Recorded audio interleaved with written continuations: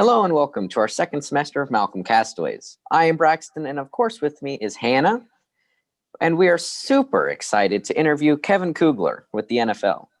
To start off, can you tell us a little bit about yourself? Well, I could start with a variety of places. So I'll just tell people that I am a sportscaster. I am from the state of Nebraska, was born in Lincoln, Nebraska. Am currently with Fox for the NFL. I do every Sunday during the regular season, Fox NFL. Moved to college basketball with the Big Ten Network and Fox during the hoops season, and then do a little bit of everything else in the summer and take some time off. So yeah, I am a sportscaster, well-traveled, not as well-traveled over the last year as I have been in other years with the current restrictions that are on things, but very happy to be with both you and Hannah, Braxton. Well, thank you for being with us. This is a great big deal for us. Yeah, No joke. We've never had interviewed anyone verified on Twitter, so that's pretty big for us. It's a new step in the right direction. Yeah, that's a big deal. I mean, my daughter tells me that all the time, that it's a cool deal to be verified on Twitter. So there you go. I got a little blue check mark. Someday, hopefully. Yeah. I know you're talking about travel, and obviously you're a very big personnel and you go all these places, but we also know that you're from Lincoln originally. So where did you go to high school, and what did you do in high school that was involving broadcasting that got you into this career field? You know, it's funny, Hannah. I went to Lincoln High School, and I didn't have any plans to go into broadcasting at all. I didn't do drama. I didn't do theater. I didn't do speech and debate. I took like the totally wrong path to get to a broadcasting position. It's the path no one should ever take, probably, to get to this spot. You know, do some speech, do some debate, do some acting, do all of those kinds of things. I didn't do any of that stuff. I went through the business track. I was going to be a sports agent.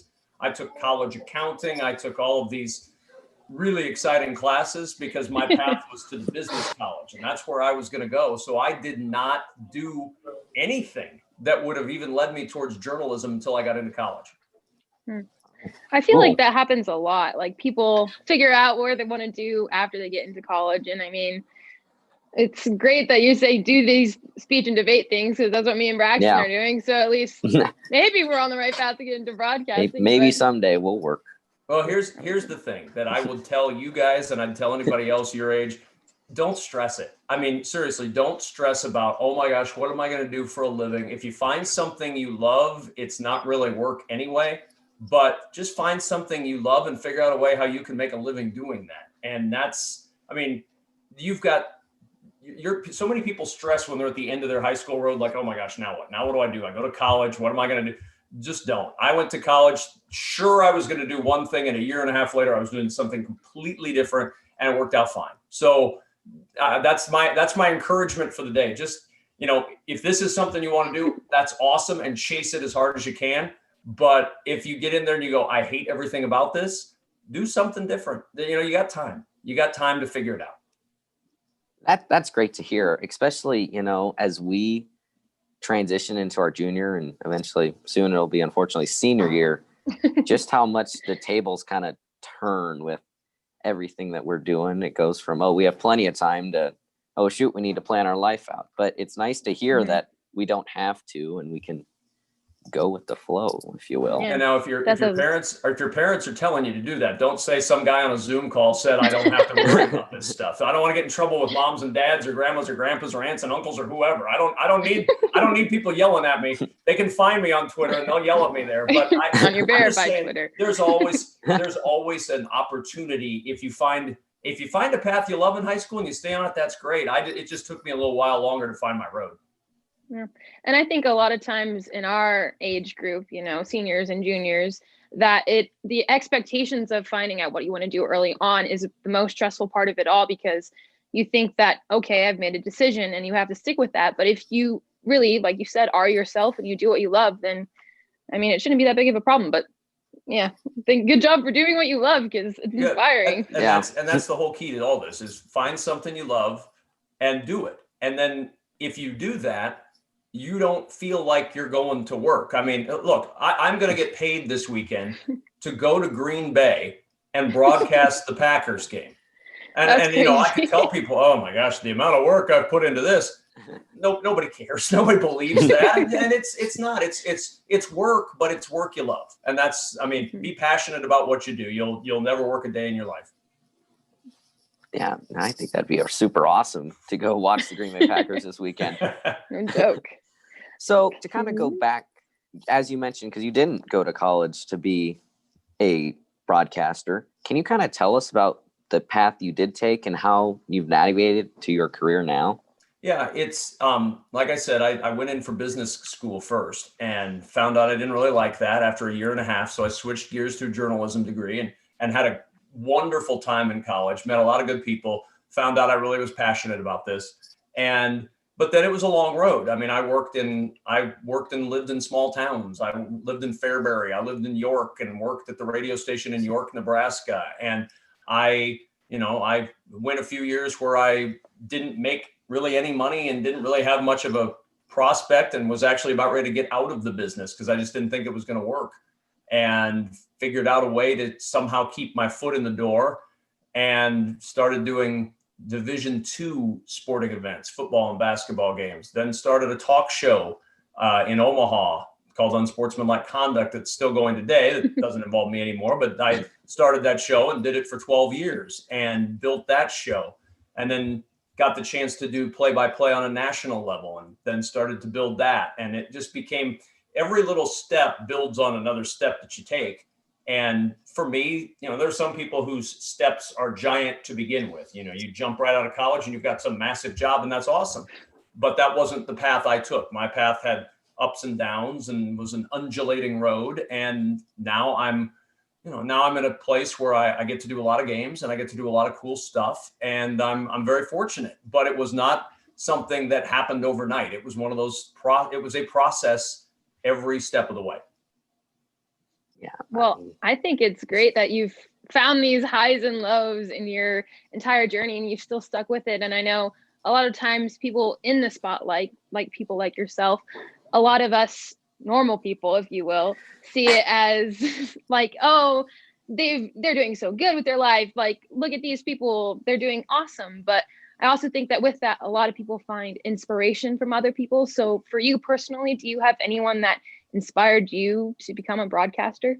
Not necessarily to be a broadcaster, but to get through the processes that it took to get to where I am. That whether you're going into broadcasting or accounting or acting or whatever you guys end up in, there are certain things that are universal to every process of building a career or building a life. And those are my inspiration comes from my family. My inspiration came from my grandfather, who was a World War II veteran and was the man that was the most influential male in my life. He was my inspiration, watching him work into his 80s and be the hard-nosed World War II vet that he was. My inspiration is my wife, who has been with me since the beginning of this process and is an absolutely perfect person. And she makes me better. And, my inspiration is to be better for my kids and to be better for the people around me and my team that I work with. The inspirations come if you look for them almost daily. And that's what I try to remember when you're having one of those bad days. And, I know you said normals. I mean, I'm about as normal as it gets. I mean, you talk to my kids and they'll say, yeah, he's weird is what he is. He's not normal. He's weird. But I'm about as normal as it gets. I'm sitting in my basement right now in Omaha, and that's, wearing a sweatshirt that I threw on earlier today. I mean, I'm just like everyone else. Except verified on Twitter, of course. Except verified on Twitter. That's exactly right. So yeah, clearly the blue check sets me apart. Obviously. Hey, you got to make sure you take advantage of that. No, darn right. I bet you get into some cool parties with that. Just, I'm verified. Let me just tell you, Braxton. I don't know what the party scene is like for you guys, but the invitations did not come fast and furious when I was at your point in the social climb. So I can't say I'm getting a lot of invites, and that's okay. I usually have a game anyway. You just blame it on COVID. Exactly. I'd love to have been invited to your party, but of course, COVID. Yeah. Exactly. That didn't work really well when I was in college, Hannah. I tried that excuse. They're like, what is COVID? What are you talking about? Who are you? What does that mean? Exactly. Oh, just wait. Oh, little did we know 1 year ago what we know now. Right. So I'm kind of wondering, is it hard to balance your work life and your personal life? Because I'm guessing you'll leave here soon for Green Bay this weekend, and Yep. everyone, your kids are at school, I'm sure, and everyone, yeah, is that hard to manage your time like that? It can be, and I tell people this who get into this business all the time. Pick your partners wisely, because the thing that nobody ever teaches you when you're going into this business is, everybody thinks it's great. You're going to do these games and it's so awesome and you're around sports, and it is. It's all of that is true. But when do they play games? They play games on nights and weekends. Those are when games are played. When do all of your friends have social time? On nights and weekends. So every single time you've got a game, somebody's having a get together. Oh, it's a birthday party. Oh, it's an anniversary party. Oh, let's go to a movie. Oh, let's do this. Yeah, no, I can't. I'm gone. And so you have to pick somebody who is going to be with you up by your side. If you choose to have a partner in this journey, you have to pick somebody who is going to be able to understand that your social life can suck sometimes because you're not home. So luckily, I married a coach's daughter. She understood the aspect of sports and when the games are played, and that's half the battle. And so the rest of it, you learn to balance. And, it's no different for you guys. I'm sure we all accept what is our reality. We accept. So if my kids grew up knowing I have a game on Saturdays, that's not weird to them because Dad's got a game on Saturdays. I mean, it's no different than, your mom or dad goes to work from 8 a.m. to 7 p.m. Okay, well, they're not home tonight for dinner. Okay. I mean, that's just the reality of the situation. And everybody learns to accept it. You try to make the most of the time you have. And I bet Sorry, go ahead. No, I'm just saying, I'm guessing that kind of took some getting used to at first, and just, again, probably with the ups and downs, and that's awesome. It does. You just have to figure out ways to carve out time. I didn't miss a dance recital. I saw a lot of those. I didn't miss I didn't miss much of anything. I didn't miss a birthday party. I missed one Christmas Eve. We have a very sad picture of me on a FaceTime call on a computer screen with the whole family around it on Christmas Eve. That's depressing. I was in a hotel in Detroit. That was neat. But other than that, you just try to prioritize as best you can. And look, Christmas celebrations with the family didn't always happen on Christmas. They happened maybe on December 27th or 28th. But all that matters is that you have the time and that you make the time. And so that's what we did. Awesome. I know you've done a lot of traveling for a lot of different teams, a lot of different reasons, and I'm sure you've met a ton of different people, and I know you can't be partial to a specific team or company or whatever, but I'm sure you have met a lot of people and have some interesting stories. Would you like to share any of those for us? Oh, okay. Sure. I can share an interesting story. So I'm doing a quick count in my head. 1, 2, 3, 4, 5 Olympic Games. And I've been at all 5 of those, and was supposed to go to Tokyo this past summer, but COVID. So my first one was in Beijing, and in 2008, went to China for a month. And when you go to the Olympic Games, your transportation is all on buses, and Beijing is a far-flung city. It's huge, mammoth, all across massive amounts of land. And so you're on these buses all the time. And they always had English-speaking volunteers on these buses who were to help facilitate those of us who were not Chinese. And so there was a bus that I always had to take because I was covering a variety of sports, one of which was softball. I was on my way to the softball complex, and it was the same volunteer every day. And I'm somebody who wants to learn. When I'm out on these events, I want to figure out what's going on. I've never been to China before, haven't been back since. This was a great opportunity. So I start talking to this person about what China's like and, what kinds of things she does and how, all these different opportunities for what's it like to be a woman in China, all this other stuff. Unfortunately, she took that the wrong way and thought that we were striking up some sort of a friendship beyond I'm riding a bus with this person, and started bringing me little gifts and little things. And I had to be very obvious about my wedding ring and talking about my wife and my children. And the whole thing ended with her one day. I didn't ride the bus because it was getting kind of creepy. And I took a cab, and she was waiting inside the broadcasting compound for me with some little gift. And when she realized I had not ridden the bus specifically, she dropped her gift and ran out crying. And that was the last time I saw her. And it was a very odd Chinese experience. And I'm not sure I've actually told many people that story. So Hannah, good work by you. Get Braxton to coax that one out of me. We get the first blog. That is awesome. A blog that I blogged from only while I was in China. I don't even remember the password to the blog anymore. It's still up on the web somewhere.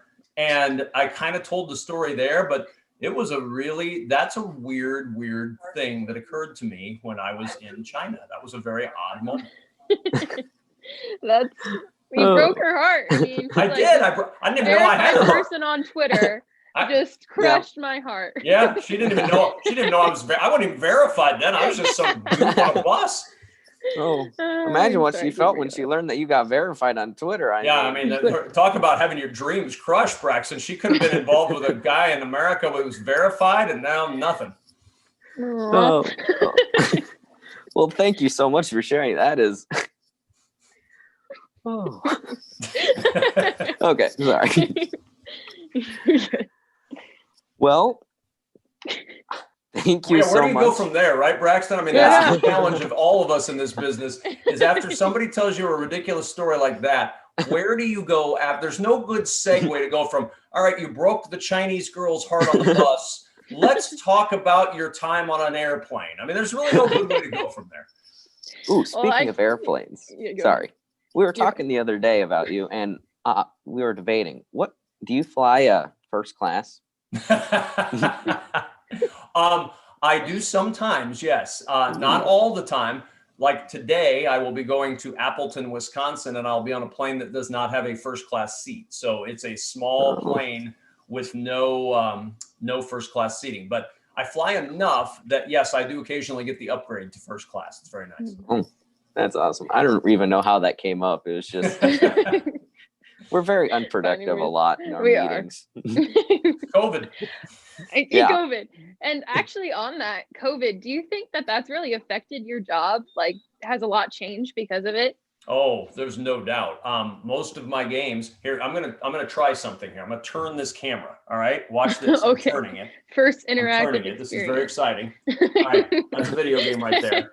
But do you see the TV screens right there? Yeah. You see those? That's my at-home studio.